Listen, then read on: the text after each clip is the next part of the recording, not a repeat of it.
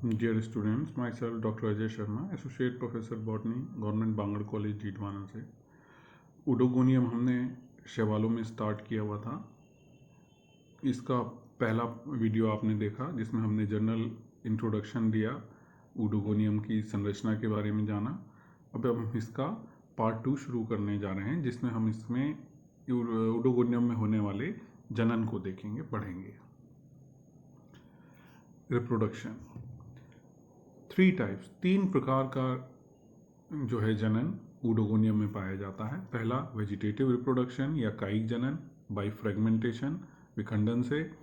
दूसरा asexual reproduction by zoospores and by akinetes, अलैंगिक जनन चल बीजाणुओं द्वारा और एकाइनिड्स के द्वारा। और तीसरा है सेक्सुअल रिप्रोडक्शन, दैट इज लैंगिक जनन, जो कि oogamous टाइप का है, यानी कि विषम युग्मन प्रकार का है। सबसे पहले वेजिटेटिव रिप्रोडक्शन। कायिक जनन में क्या होता है? जब परिस्थितियां, कायिक जनन हमेशा कब होता है? जब परिस्थितियां अनुकूल होती हैं, अर्थात पर्याप्त मात्रा में भोजन और लाइट, जल सब उपस्थित हो। वो कंडीशंस जो हैं वो अनुकूल या फेवरेबल कंडीशंस कहलाती हैं।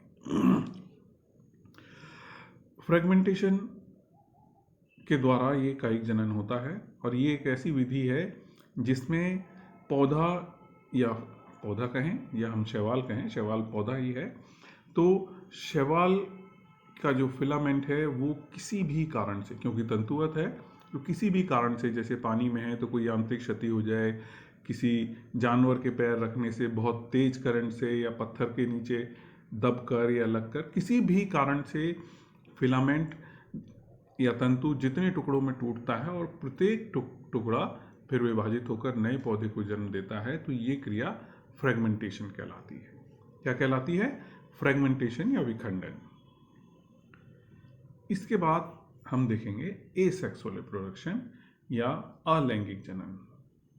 सबसे पहले अलैंगिक जनन by zoospores. Under favorable condition, one multi-flagellate green zoospore is formed inside zoosporangium. अनुकूल परिस्थितियों में एक बहुकशाभिक, मल्टीफ्लैजलेट बहुकशाभिक हरे रंग का चल बीजाणु या जूस्पोर बनता है। जिस सेल के अंदर बनता है आप जानते हैं, वो स्पोरेंजियम कहलाती है। जूस्पोर बन रहा है, दैट इज स्पोरेंजियम, चल बीजाणुधानी। और ये चल बीजाणु except apical cell and basal cell, आधार वाली जो कोशिका है जो होल्ड फास्ट है उसको, और जो टिप वाली एपिकल सेल है उसको छोड़कर किसी भी कोशिका के द्वारा चल बीजाणु बनाया जा सकता है। It is peer shape. जो चल बीजाणु बन रहा है वो कैसा है? नाशपाती के आकार का है। At the tip of zoospore A lenticular colorless area develops. Around this a line of basal granule is present.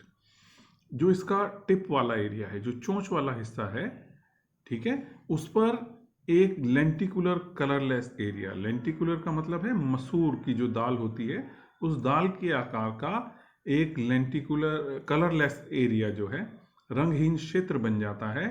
और इस क्षेत्र की जो लाइन है, उस लाइन के चारों ओर बहुत सारे बेसल ग्रेनुअल पाए जाते हैं। बेसल ग्रेनुअल से फ्लैजला निकलते हैं। तो इन्हीं जो बेसल ग्रेनुअल्स हैं, ग्रेनुअल्स, उनसे बहुत सारे फ्लैजला उत्पन्न होते हैं।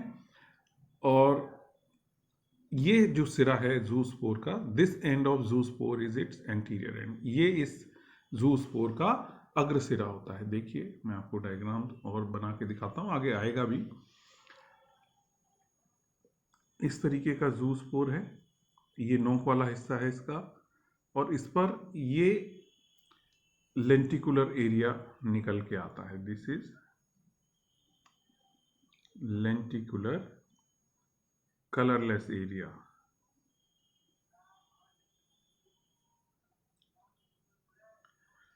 ये पूरा जो है, ये जो ये लाइन इसकी बनी हुई है, जो इसको ग्रीन कलर से और कलरलेस से अलग करती है, यहाँ पर बहुत सारे बेसल ग्रेन्यूल उत्पन्न होते हैं। इन बेसल ग्रेन्यूल से बहुत सारे फ्लैजला निकलते हैं। इन ये जो है मल्टी फ्लैजलेट, तो हम जूस्पोर की स्ट्रक्चर देख रहे थे।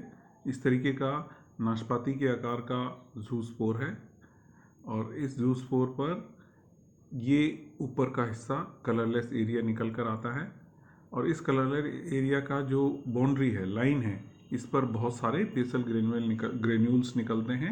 इन ग्रेन्यूल्स से बहुत सारे फ्लैजला निकलते हैं। तो इस प्रकार एक मल्टी फ्लैजलेट पियर शेप्ड बड़ा जूस्पोर बनता है, जो कि पियर शेप्ड है, ग्रीन है, कलरलेस एरिया केवल ऊपर है, और ये इसका जो टिप वाला ये नुकीला सिरा है, जिस तरफ ये कलरलेस एरिया है, ये इसका अग्र सिरा कहलाता है।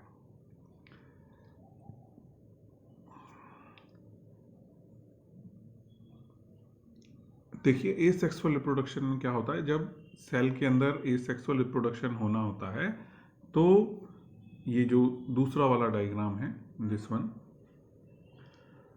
तो उस सेल के अंदर पूरा का पूरा साइटोप्लाज्म एक राउंडेड स्ट्रक्चर में कन्वर्ट हो जाता है, सिकुड़ जाता है अपनी जगह छोड़कर, और ये पूरा का पूरा एक बाई मल्टी फ्लैजलेट जूस्पोर बनाएगा।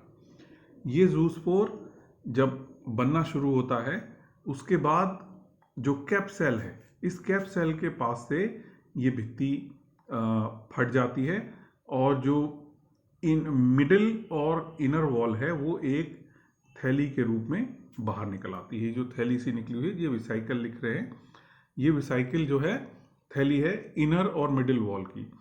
इसमें इसका सारा साइटोप्लाज्म ट्रांसफर हो जाता है, और ट्रांसफर होकर तब ये जूस्पोर में कन्वर्ट होता है। ये जूस्पोर देखिए थैली में आया है, जब खुलने के बाद इसके एक सिरा आपको ये खाली दिखाई दे रहा है, और नीचे का हिस्सा कलरलेस है, ये कलरफुल है, सॉरी, ये ग्रीन है। ये ऊपर का कलरलेस, ये इसका अग्र सिरा है, और इस पर ये आपको लाइन दिखाई दे रही है, ये जो है फ्लैजला है, इस पर मल्टी फ्लैजलेट जूस्पोर है।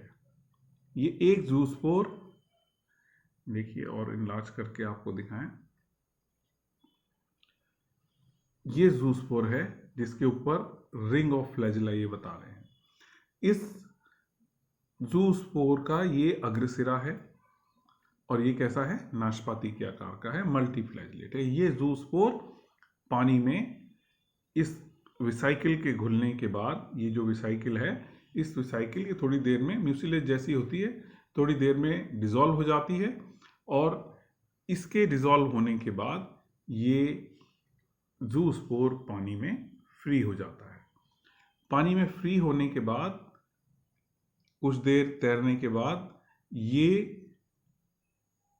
देखिए अगले वाले में, हाँ ये देखिए, ये जूस्पोरेंजियम था,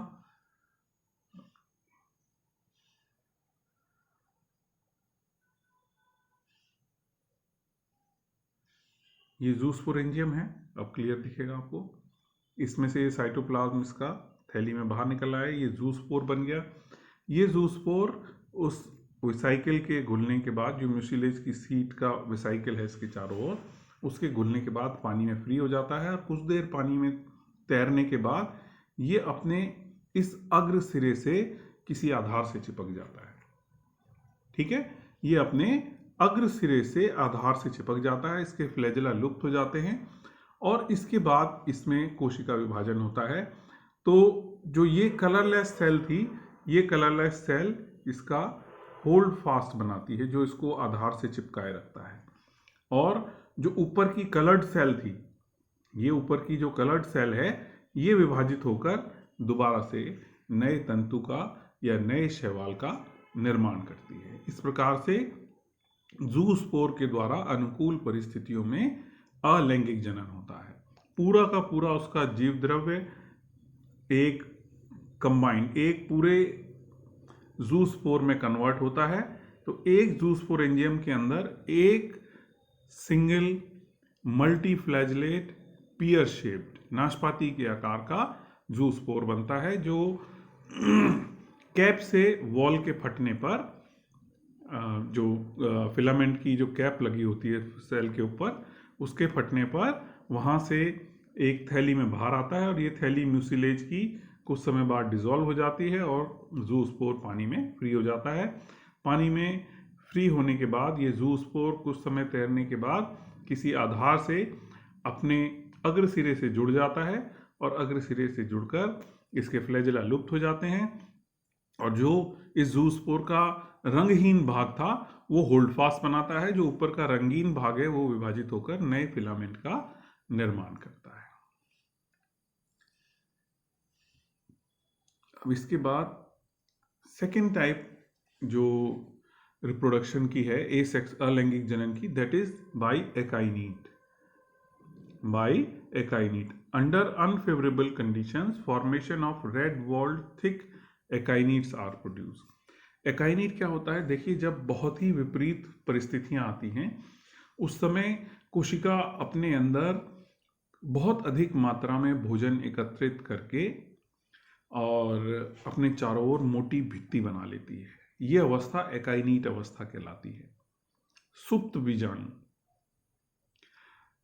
तो उस पूरी विपरीत परिस्थितियों में जो अपने अंदर का भोजन इसने बनाया है, एकत्र किया है, उसका इस्तेमाल करके और मोटी भित्ति के द्वारा ये विपरीत परिस्थितियों से बचा रहता है। फिर अनुकूल परिस्थितियां आने पर ये एक्टिव होकर विभाजित होकर नए तंतु या नए शैवाल का निर्माण करता है।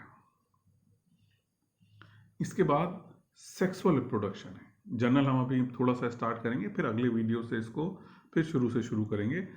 सेक्सुअल रिप्रोडक्शन कैसा है? लैंगिक जनन oogamous टाइप का है, विषम तंतु की है। On the basis of position of male and female sex organ, species of Oedogonium are of two types. Male और फीमेल जननांगों की पोजीशन यानी कि उनकी स्थिति के आधार पर ऊडोगोनियम को दो प्रकार की जातियों में बांटा गया है।